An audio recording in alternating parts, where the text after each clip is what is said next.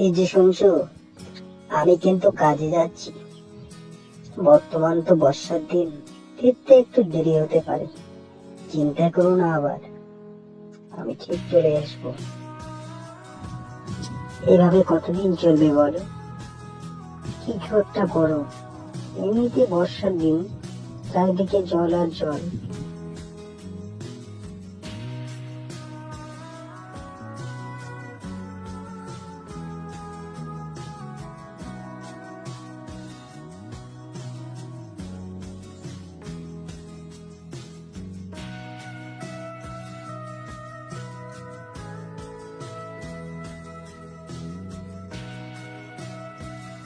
ও মাঝি ভাই, বলছি এপারে আসবে নাকি?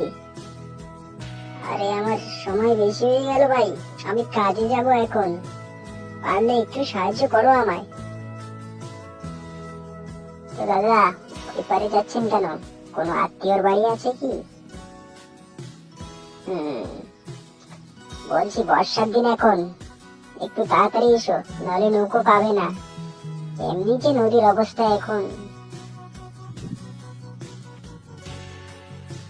সে কি দাদা, আপনি এত তাড়াতাড়ি নৌকো বন্ধ করে দেন?